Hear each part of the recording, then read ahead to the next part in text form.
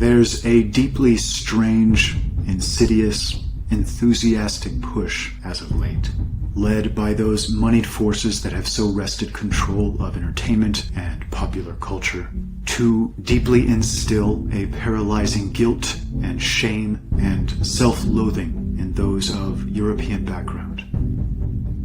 We're now told we're essentially responsible for virtually all of the world's ills, the lion's share of historical transgressions and instances of oppression and injustice and abuse, that the best summary of our ancestors is that they were slavers and abusers, and men who supposedly gloried in genocidal fantasies.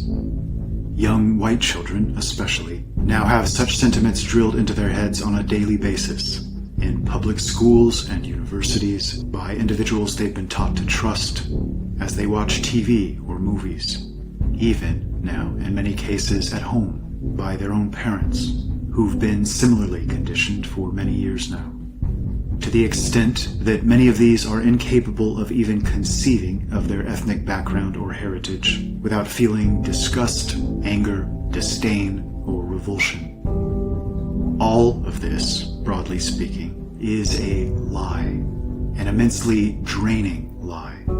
After all, our understanding of who we are as human beings is, in large part, justly determined by where we've come from. Our parents, grandparents, great-grandparents, and ancestors stretching back centuries and millennia. Their culture, their beliefs, their words and actions. To misunderstand them is to misunderstand yourself. And to misunderstand yourself is to misinterpret reality and your very existence. To have a faulty map as you navigate through life. Telling a young child that he springs from an evil root might justly be viewed as a powerful form of child abuse. But this isn't the only reason it's so sick, wrong, and unhealthy. It's so sick, wrong, and unhealthy because it's a lie. To give credit where due to the opposing argument, it is true that, historically, we've enjoyed massively outsized power. As a group that makes up scarcely 10% of the world's population, up until very recently, we were masters, in one way or another, of a majority of the, quote, civilized world. And, in fact, one small subset alone, the ancient, quote, Germanic family of Celts, Goths, Franks, Frisians, Lombards, the Norse and Anglo-Saxons, largely a singular people in a genetic sense, held immense sway over Italy, Spain, France, Germany, Ireland, Scotland, Britain, and the Netherlands, stretching all the way into Russia, which itself is named after the Norse Rus, and virtually everywhere in between. And with this great power, fairly enough, comes great responsibility. And tremendous historical power opens the door for tremendous retrospective scrutiny. Were mistakes made? Absolutely. Human beings make mistakes. This is unavoidable. But I think the operative question should rather be this.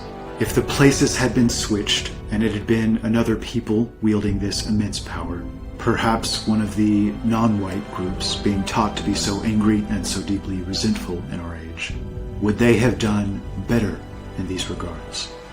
Would they have been more just, magnanimous, noble, or even-handed? Using both past and present as our guide, I hope you'll give some sincere, objective, dispassionate thought to this question.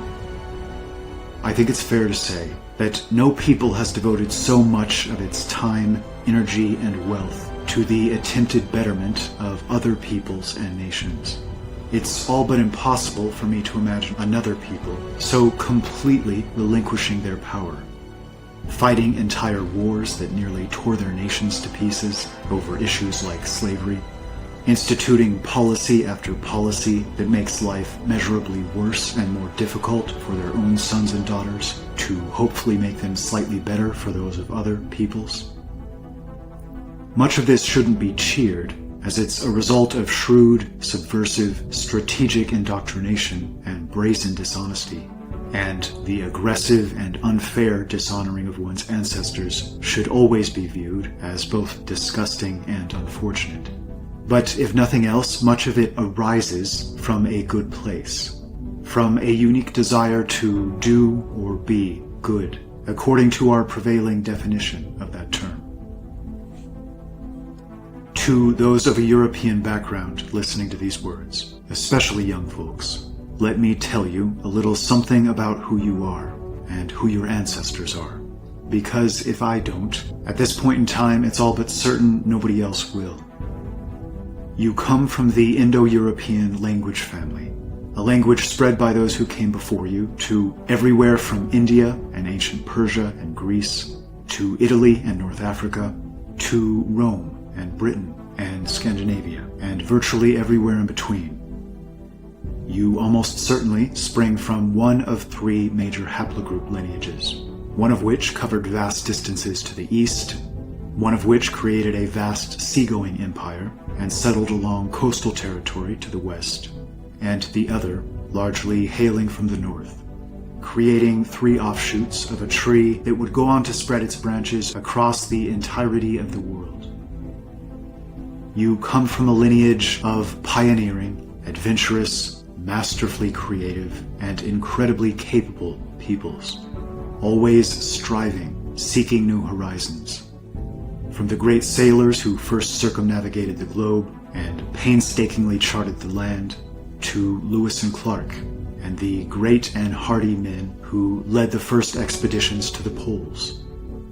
A people willing to take that greatest of all leaps, to pick up everything and move across vast oceans, to settle in areas in which survival itself was absolutely not certain, in attempts to make the land flourish and create something great and new. Men who would take those seagoing craft and eventually create undersea vessels, massive carriers, and flying machines.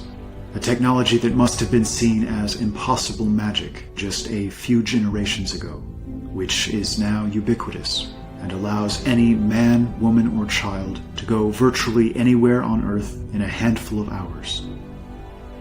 You come from a lineage of those willing to endure immense hardship, who, generation after generation, did all they could to ensure this burden would be lesser and lesser for those that might come after.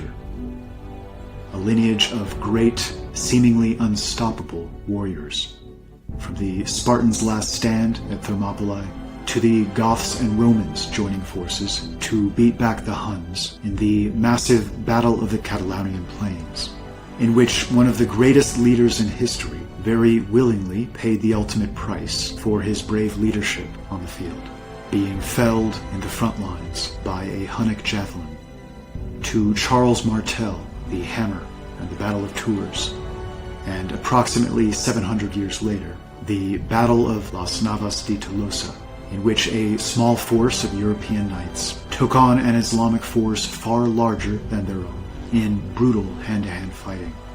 In each of these two battles, somehow managing to kill at least tenfold more than they lost, in ultimately and permanently wresting back control of Spain and the Iberian Peninsula from Islamic incursion. You hail from an ancestral line that would go on to create what was arguably the highest standard of living and the most highly cultured and educated and truly civil civilization in human history, who, after creating this solid foundation, proceeded to then cultivate some of the greatest art and artists this world has ever known. Composers with talent that seemed positively divinely inspired, architects and builders capable of producing great structures that are still without equal to this day, philosophers who made the greatest strides in helping make sense of our world, and great writers who did so much to add beauty and potency to the lives we lead within it. The automobile, the plane, the train, the television and the computer and the internet, our modern roads and highway systems. We rarely stop to recognize the extent of the achievements of this small people group because we're all so naturally and so completely immersed in them. We take it all for granted. but it was great genius that accomplished these things, and we do it a tremendous disservice by so taking it for granted. It's the greatest testament to your ancestry that it would take hundreds of hours or a great many full-length novels to even begin to outline their profound and impactful achievements. The best of these were truly gifted men, and through your veins flow these same gifts, this same powerful potential, not just to achieve great things, but to be a force for genuine justice, civility, and decency along the way. Those folks doing everything in their power to convince you otherwise, doing their damnedest to convince you of your evil heritage, that the tremendous success of your forebears was just a stroke of luck, that injustice or brutality or oppression were the foremost tools and characteristics of your forefathers. These are deeply sick individuals, and it's important to know that the extent to which you listen to them, the extent to which you flippantly toss aside your unique heritage and join them in their hateful crusade, which increasingly seems aimed at the total destruction not just of the cultural and spiritual foundations, but of your people themselves, represents the extent to which doors will open for you in many spheres. You'll be faced with every incentive to do so, to play the role of quisling and traitor and be richly rewarded for it. Career advancement, riches and power and influence. Because the world of money, which so indirectly controls and orients near all other spheres at present, is now dominated by the worst and most ignoble and dishonorable sorts of men. But I hope you'll pause before taking any such steps, and take a moment to remember all those who came before you, their incredible sacrifices, all they endured and pushed through, the seemingly insurmountable obstacles they defeated and left conquered in their wake, in very large part to ensure that they improved things, that your life was a better one than they were able to enjoy, that while they held the baton, they managed to move forward despite everything and create something beautiful and worthwhile for their posterity. All of this is now under threat of being lost forever. It's so important to understand that those leading the preaching of self-hatred very often don't even share your background, even if they may appear to at a glance, but rather a very different background. Which means they're not in actuality preaching self-hatred, so much as hatred of the other, as they preach suicide to you and yours, often with a scarcely restrained enthusiasm and excitement. They are greatly empowered as a result. It's sick, insidious, disgusting, revolting, and yet, at present, it's winning the day. You represent the hope of turning this tide. Understand who you are.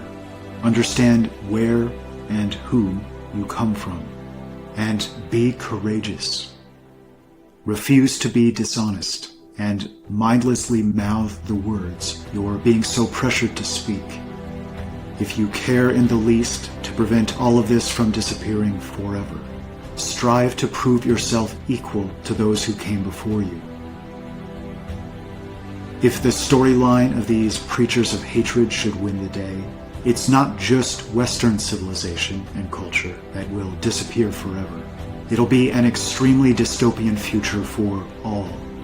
Those playing the leading roles in shouting about oppression and injustice and brutality, and so urging others to do so, ironically tend to come from a lineage that puts ours to shame in this respect.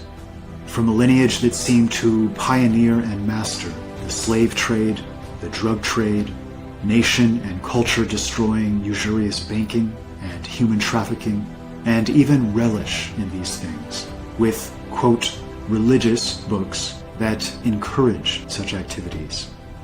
Should they someday inherit the earth, all of that grace and magnanimity and nobility of prior ages will inevitably evaporate, and what we'll be left with will be truly a hell on earth, and will become ever more so at a pace most of us can't imagine.